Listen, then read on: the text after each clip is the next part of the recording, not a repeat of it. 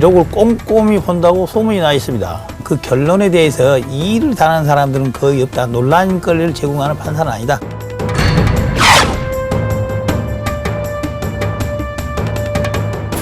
도의적 책임 혹시 느끼십니까? 특검은 뇌물 공여자를 보고 있는데 이에 대한 입장 없으십니까? 삼성 합병하는 문제는 국민연금이 대처하면 좋겠다 하는 생각을 갖고 있었고, 그렇다고 뭐 여기를 도와주라, 이 회사를 도와주라 그렇게 지시한 적은 없어요.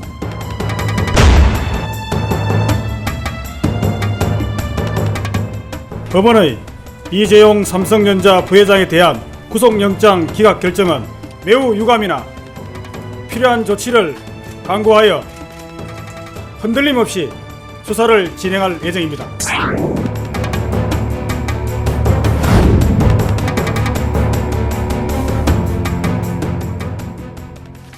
네, 이재용 삼성전자 부회장에 대한 구속영장 청구가 오늘 새벽 한 5시경에 기각되면서요. 놀라신 분도 있었고 당연하다 이렇게 얘기하신 분도 있을 텐데요. 이 특검의 박근혜 대통령에 대한 뇌물죄 입증에 좀 사람 약간 어려움이 예상이 되고 있습니다. 이재용 구속영장 청구 기각에 정치권의 반응과 앞으로 특검 수사 전망에 대해서 또 살펴보겠습니다. 자, 판넬 먼저 보시겠습니다. 자, 이재용 구속영장 기각, 박근혜 대통령 뇌물죄는 어떻게 되느냐? 조희연 판사가 이재용 부회장에 대한 영장 실질심사에서 18시간 밤새 끙끙대면서 새벽 오늘 5시에 영장 기각했는데, 여기서 이 내용이 굉장히 중요합니다. 구속 사유. 원천적으로 구속 사유에 문제가 있다는 얘기고요. 그 다음에 구속의 필요성. 이거는 먼저 증거인멸이라든가 도주의 인멸은 없다는 얘기죠. 도주의 우려가. 그 다음에 상당성. 그럴 필요에 대한 상당성을 인정하기 어렵다. 법률 용어이기 때문에요. 자, 영장 기각을 이분이 한 게 김상률 문화교육문 수석하고 이재용 삼성 부회장이고요. 대기업 관련해서는 신동빈 회장, 폭스바겐 배출 가스 조작 박동훈 가습기 살균제 존리 전 옥시 대표. 영장은 나머지는 다 발부했습니다. 문영표 복지부 장관, 김종덕, 정관주, 신동철 비서관까지. 이렇게 되면 문영표 전 복지부 장관이 구속된 것도 좀 억울해 보이는 게, 이분이 국민연금 삼성위에서 어떻게 보면은 지시했다가 이렇게 된 거 아닙니까? 이게 사실은 연관된 내용이에요, 사실은. 예, 다른 것보다 지금 이분은 영장에 발부됐고 구속됐고 이분은 안 됐다는 게 이제 가장 중요한 지금 국민들이 핵심이죠. 보는 포인트인 것 같아요. 네. 아니 그것 때문에 구속이 됐는데 그거 네. 결국 삼성이 시켜서 대통령이, 그러니까 삼성이 부탁해서 대통령이 시켜서 국민연금이 이렇게 했다, 이런 스토리인데 네. 이분은 왜 그냥 구속이 돼야 되고, 그것을 어떻게 보면은 심부름을 했을 뿐인 거예요. 그냥 전달자일 뿐인데 정작 정범은 여기에 있고, 그것이 이제 가장 문제가 있다는 거지. 이재용 부회장이 뭐 너무 죄가 뭐 가볍고 무겁고의 문제가 아니라 이 같은 사건에 대해서 문영표 장관은 구속이고 이분은 아니라는 거, 이게 제일 크고, 이러면서 만약에 이재용 부회장이 뭐 도주 우려나 그런 증거인멸 우려가 있어서 없기 때문에 뭐 영장을 발부 안 했다면 이해가 되는데, 그것도 아니라 사유와 필요성이 없다라고 판단을 해버리면은, 그러면은 이분은 어떻게 그 복지부 장관은 어떻게 되는 거냐, 이런 의문이 생길 수밖에 없죠. 그렇죠. 이게 약간 좀 논란이 됩니다. 자, 전체적으로 특검의 입장은요. 기각 결정은 매우 유감이다. 필요한 조치 강구해서 흔들림 없이 수사 진행하겠다. 삼성 임직원들은 환호성을 쳤죠. 특검 서울지법 구치소 대기. 이재용 평생 가장 길었던 하루. 요게 의미가 있습니다. 원래 특검에서 사복 입고 대기할 수도 있었는데 이번에는 법원에서 일반인과 동등관계해라. 그러면서 구치소를 대기시켰습니다. 이때 참고로 죄수복을 입었습니다. 네. 문재인 민주당 더민주 전 대표는 이번 일로 특검 수사 위촉돼서는 안 돼. 이재명 성남시장 재벌 공화국 입증한 것이다. 재벌 해체에 온 힘을 다하겠다. 안철수 의원, 다른 사람이었다면 영장 기각했겠냐. 안희정 지사, 사법부 판단은 존중해야 된다. 네. 사법부 판단은 존중해야죠. 김진태 의원, 축! 이재용 영장 기각이다. 예, 여기서부터 여기까지 쫙 나왔습니다. 다 일리가 있는 얘기죠. 전부 다 각자. 자, 이거 어떻게, 자, 오늘 아침에 좀 충격이었습니까? 근데 이제 저는 보면 사실 이제 특히 이제 재벌 쪽에 그 했던 그 여러 가지 교수분들은 정말 이런 의혹들을 많이 제기를 했었어요. 사실은 이전에. 왜냐하면 이 뇌물죄라는 게 사실 대가성이지 않습니까? 뭔가 네. 대가를 바라고 돈을 줘야 되는 것인데 사실 이번 같은 경우는 삼성물산하고 제일모직이 합병된 다음에 사실 대통령과 만났단 말이죠. 그러면서 보면 대가성이라는 게 뭔가 아주 깔끔하게 정리가 된 것이 아니다라는 그런 허점들 이런 부분들을 사실 많이 지적을 했었습니다. 이제 그런 부분들을 아마 이제 조희연 판사가 이제 적극적으로 본 것 같고 이제 그러면서 보면 국민들 일반은 생각은 그렇지 않습니까? 아니 무슨 그 선우가 무슨 상관이야? 그냥 뭐 당연히 그 알고 해준 거 아니야? 뭐 이렇게 판단할 수 있지만 또 법은 또 법 나름대로의 또 논리가 있지 않습니까? 그러니까 참 일반인 상식하고 법하고는 좀 다른 측면이 있거든요. 그러면서 봤을 때는 조희연 판사 같은 경우는 제가 볼 때 아마 순수히 법리 논리로만 좀 따져봤던 것 같아요. 그러면서 보자면 좀 선후 관계가 서로 안 맞다. 이런 부분에서 이제 구속의 사유가 상당히 없었다라고 이제 판단합니다. 자, 요거부터 하고 할게요, 그러면은. 자, 이재호 영장 기각 그럴 만하다. O. 아니다. 잘못됐다. 반드시 구속해야 된다. X입니다. 잘하세요. 하나, 둘, 셋. X가 구속해야 된답니다. 그렇죠. 두 분은 역시 연륜이 나이가 드셔서 네. 농담입니다. 예. 저부터 이유를 말씀드리면 이겁니다. 그러니까 저기 뭐야 구속 수사할 필요 없다는 얘기죠. 필요 없다라기보다는 사실 무리였다. 구속을 요구하는 영장 거는 기각 그럴 무리였다. 만했다. 네. 자, 전 지금까지 기억에 뇌물 공여와 뇌물 수수와 관련한 모든 어떤 그런 그 판결이나 혹은 구속 영장 중에서 뇌물을 받은 사람이 아직 확실하게 수수를 받지 않았는데 뇌물을 준 사람부터 구속한 사례는 제 기억엔 없어요. 그러니까 그게 무리였다는 거죠. 그러니까 지금 현재 단계에서 어찌됐든 뇌물을 받은 사람이 난 뇌물을 받았다라는 어떤 뭐 인정이라든지 아니면 그런 수사 단계가 분명히 어느 정도는 있고 나서 뇌물 공여와 함께 왜냐하면 죄는 준 사람보다 받은 사람이 훨씬 더 큰 법인데 네. 이 단계에서 그것을 공여로 해서 먼저 구속영장을 신청하는 것은 무리였다. 뭐 이런 표현입니다. 네. 좀 분명히 어려움은 있었을 겁니다. 그리고 저는 그 조희연 판사가 했던 그런 고민은 이해를 합니다. 그러나 이재용 부회장은 이미 위증이 있습니다. 필요성이 있는 게 아니라 위증과 사실은 많은 은폐의 가능성. 물론 대기업 이 회장이 이 총수기 때문에 뭐 어디로 도주한다거나 그럴 염려는 없지만 그동안에 보였던 일관성의 측면에서는 저는 그 부분을 충분히 봐야 된다고 봅니다. 구속영장을 청구했을 때 봐야 될 사안들, 그 상당성이라든가 필요성 그리고 그다음에 증거인멸이라든가 또는 도주의 우려 이 몇 가지 점들을 저는 충분히 더 봤어야 된다고 보고요. 네. 그리고 이번 사안에서 분명히 현재 나와 있는 특검의 여러 가지 증거 제시가 조금 불충분한 부분이 있을 수가 있습니다. 거기서 분명히 얘기하는 부정청탁의 대가성이라든가 이런 부분이 그러나 그런 개연성들과 관련된 정황 증거 그리고 대통령과 전후에서 나타났던 이런 발언들 그리고 문영표 전 보건복지부 장관과의 형평성 문제 이 사안 전체를 종합적으로 본다면 저는 그리고 이 부분이 어떻게 촉발이 됐느냐 결국은 삼성이 함께 특히 정유라 씨 뭐 관련이라든가 최순실 씨 관련해서 다양한 그런 선제적인 그런 모습들이 많이 나타났지 않습니까? 저는 이런 부분들도 함께 봐야 국민들의 법 감정과 또 법이 원칙을 지키는 두 가지 선에서 잘 따졌을지 않나 저는 했어야 된다고 봅니다. 디테일한 점을 지적했어요. 선제적인 부분들이 좀 있었다. 여기에 사실은 주목할 필요가 있고 거기에 삼성이 굉장히 아픈 부분이 있습니다. 예, 근데 법원이 기각한 사유를 하나하나 들어보면 아까 말씀하신 이 순서상의 문제도 있고요. 그다음에 이제 이 모든 430억 이런 것을 다 뇌물로 볼 수 없다. 그런 주장이 있는데 이것은 전부 다 삼성 변호인 측의 주장하고 똑같거든요.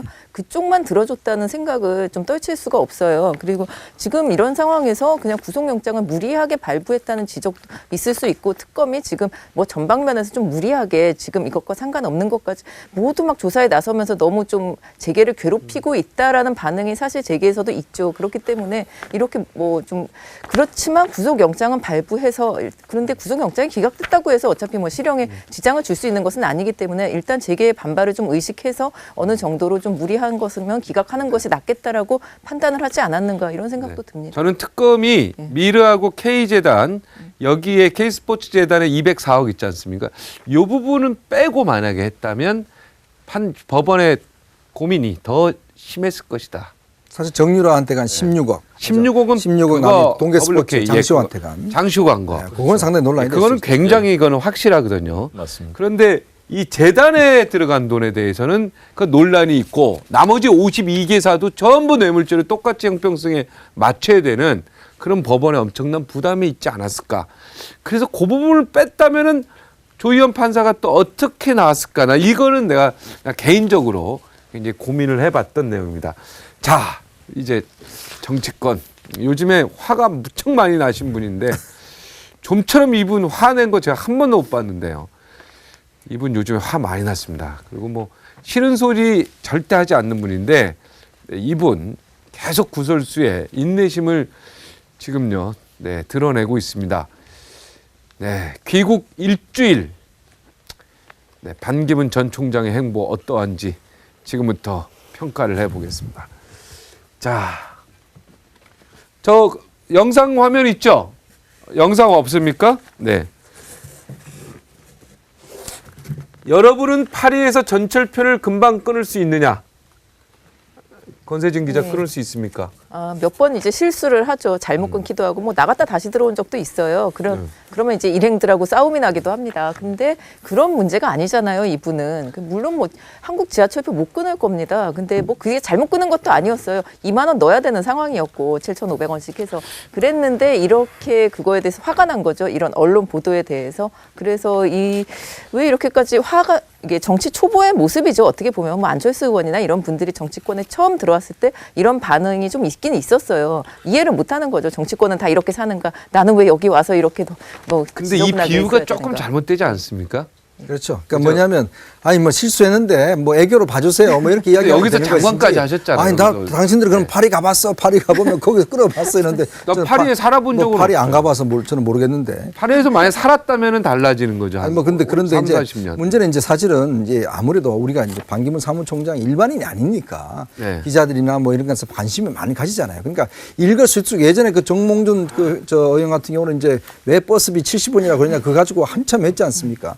그러니까 당연히 이런 그 대권자가 되면 그런 문제 가지고 사실은 좀 하게 돼 있어요. 그러면 그거에 대해서 그냥 아유 죄송합니다. 제가 뭐 몰라서 10년 살다 보니까 저도 참 깜빡했네요. 깜빡했습니다. 이렇게 가지면 될 텐데 저는 그걸 자꾸 이제 화를 내시고 언론 탓으로 하니까 왜 자꾸 나를 문제 삼느냐 하시는 거 보면서 아 사실은요 지금 대권주자들 벌써 몇 년째 그렇게 기자들한테 시달림 당하고 있어요. 지금 이 반기문 사무총장 이제 일주일밖에 안 됐습니다.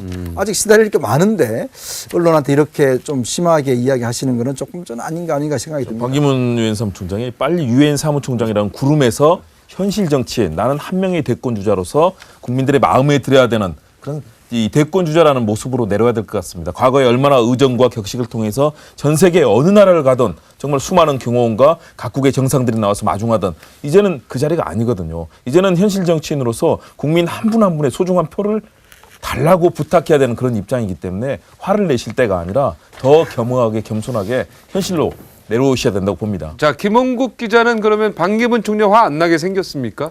네. 요즘에 가짜 뉴스도 많고 오늘 퇴조짠 얘기는 가짜 뉴스다 뭐 이런 기사도 났던데 야, 그 돈 10,000원 꺼내는데 20,000원 잘못 꺼낼 수도 있고 여러 가지 확률적인 얘기가 있는데 그것만 또 이렇게 하고 또 에비앙 좋아하면 에비앙 먹으면 어떻습니까? 그거 사실은. 그죠? 그럼요. 아, 외국 생수 팔려고 갖다 놓은 거 아닙니까? 저는 그래서 이해가 됩니다. 과거처럼 장어 모습, 그것도 기름장어의 모습으로 살살 빠져나가시면 되는데 갑자기 화를 내시니까 지금 국민들이 더 어리둥절. 나는 현대차 간부들 임원들이 외제차 타야 된다고 생각하는 사람이거든요. 그래야 외국에서도 현대차 사죠.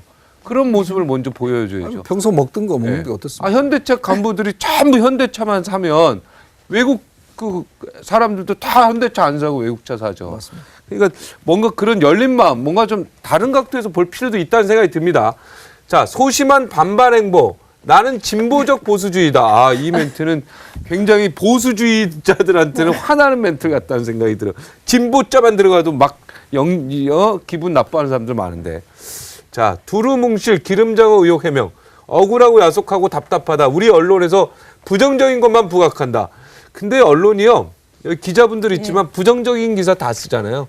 아니 긍정적인 기사 거의 안 써요. 한 10% 써요, 10%. 긍정적인 것은 뭐 이제 워낙 잘해야 되는 분들이고 관료들은 그리고 거의 안 쓰잖아요, 사실. 쓸 필요도 비판적인 사실 게 뭐 쓸 필요가 없잖아요. 그리고 이렇게 검증을 하고 비판을 해줘야 고치지 않습니까? 이 최순실 사태도 결국 기자들이 다 뛰어서 이것저것 다 찾아내고 그렇죠. 시민 기자들이 다 하나하나 찍어가지고 이거 보여주고 이러면서 이제 모든 게 검증이 되는 것인데 반기문 총장은 지금 그게 기분 나쁘다는 거잖아요. 이런 태도 지금 여태까지 대권 주자들이 얼마나 그런 거에 시달려 왔고 검증을 많이 해왔는데 그것 가지고 이제 화를 내면 안 되고 기름장어도 이게 외교부 시절에 그때 출입하던 기자들이 지금도 다 데스크나 뭐 국장들로 다 계시잖아요. 이분의 모습이 이제 그런 면이 있다라는 것은 다 알고 있거든요. 근데 그 별명도 뭐 기분 나쁘다고 하면 이렇게 언론이 잘못한다라고 하면은 뭐 할 말이 없는 거죠, 그거는. 언론이 제일 기분 나쁜 가혹한 게 뭔지 아십니까? 별명이에요. 언론이 제일 가혹한 게 언론이 관심이 없는 겁니다. 네. 무관심한 겁니다. 언론이 아예 기사를 안 쓰면 정말 언론에 아무 관심이 없는 거거든요. 네. 자, 반기문 총장 그 말씀만 하나 더. 네. 저렇게 표현한 것까지도 되게 점잖은데 사실은 나쁜 놈들 이렇게 표현을 했어요. 기자들한테? 이게 그 기자들한테 한 건 아니고요. 돌아서서 옆에 이도훈 그 대변인한테 나쁜 놈들 했는데 요즘은 왜 핸드폰 들이대잖아요. 네. 들이대갖고 그 당시에는 기자가 몰랐어요. 녹취 푸는데 나쁜 놈들이라고 들은 거야. 그래서 이제 그게 알려지기 시작했는데 기분은 이해하지만 그러나 사무총장 10년 동안 워싱턴 특파원들하고만 상대를 하셨잖아요. 지금 100명, 200명의 정말 인터넷 매체 포함해서 그 기자들, 말진들 상대해야 돼요, 지금은. 저 삼겹살 가격은 누가 냈을까요? 그거 취재 안 됐죠. 저거 각자 냈을까요? 저 지금 대부분 다 각자 내고 반 총장도 뭐 4만 원, 1만 원짜리 몇 장하고 5천 원짜리 꼬깃꼬깃한 거 내놓고 함께 지불을 했다고 이제 그렇게 제가 듣고 있는데요. 근데 어쨌든 그동안에 유엔 사무총장을 하면서 어디 가든 사실 우리 국내 이 특파원들이 다 혹시라도 부정적인 얘기 나와도 다 참고 우리 반 총장을 지켜왔는데 이제 국내에 들어와서 검증받는 그 상황이 불편하시다면 사실은 너무 심한 거죠. 요즘 식당 주인들이 제일 싫어한대요. 왜냐하면 기자들이 가면서 자기 먹은 것만 딱 끌고 가서 줄 서서. 계산하는데 너무 시간이 걸리니까. 자, 이현정 의원 중국집 가면 짜장면, 짬뽕 뭐 좋아합니까? 저는요 짜장면 좋아합니다. 아, 김홍국 의원은 저도 짜장면 좋아합니다. 짜장면. 짬짜면이요. 여기 짬짜 여기가 반기문식이에요. 진보적 고수자. 우리 권세진 기자. 저는 이렇게 하면 짬짜면이라는 말씀을 이미 드릴 끝났어. 수가 이미 없네요. 끝났네. 예. 원래 짬짜면 좋아하죠? 예, 좋아합니다. 예. 이게 어떻게 짬짜면 이런 거의 시기에 근데 정치는 그렇게 하면 안 되거든요. 짜장이면 짜장, 우동이면 우동 확실했는데 저는 우동 좋아하는데. 예. 하여튼 그리고 또 우리 박연차 그 23불에 대해서 너무 뭉뚱그렇게 해명을 했어요. 얘기할 가치도 없다라고 얘기했는데 그 부분도 조금 예. 아직도 기자들이 굉장히 물음표를 찍고 있으니까 이런 부분에 대해서 좀 논리적으로 접근할 필요가 있다는 생각이 들었고 안철수 새 정치를 연상케 하는 모호한 반기문의 정치 교체 얘기다. 정권 교체가 아닌 정치 교체다. 요즘에 정치 교대다 이렇게 비판하는 사람들도 있습니다. 스티브 잡스도 애플에서 쫓겨나서 새 정치 펼칠 것. 조급한 행보 1일 1일 온다. 할 일 많은 젊은이들이 나 헐뜯는데 기쁨을 느끼고 있다. 대한민국 국민으로 할 짓이 아니다. 이렇게 하면서 또 젊은이 탓, 언론 탓, 여기는 언론 탓, 젊은이 탓을 돌렸어요. 야, 이러면 이제 갈 길이 이제 언론을 지금 껴안고 가줘야 되는데요. 이제 어제도- 언론 기자들이 내일부터 어떤 또 필이 나올지 내가 궁금해요. 어제도 젊은이들한테 이제 저 실업난 때문에 이야기하니까 그럼 자원봉사해라 그런 얘기를 또 했어요. 네, 자 진도 나가겠습니다. 자 이분이 이제 정당 들어가겠다고 하지 않았습니까? 자 바른정당 입당이 최선이다. 아니다. 아직은 그럴 시기가 아니다. 자 5. 바른정당 입당이 최선이다. 5. 아니다. 지금 시기상조다. 그런데 지금 황영철 뭐 의원도 그렇고 빨리 결정해라 이렇게 얘기가 나오지 않습니까? 자, OX 아시죠? 자, 하나, 둘, 셋. 바른정당 입당이 결정이다. 아, 바른정당 입당 결정입니까? 예, 알겠습니다. 그 얘기 안 듣겠습니다. 네. 나 근데 왜 자꾸 민주당 갈 것 같은 생각이 자꾸 드는지 나는 이상한 촉이 있습니다. 저도. 자, 오락가락 문재인. 자, 요거 화면 보고 다시 이야기 나누겠습니다.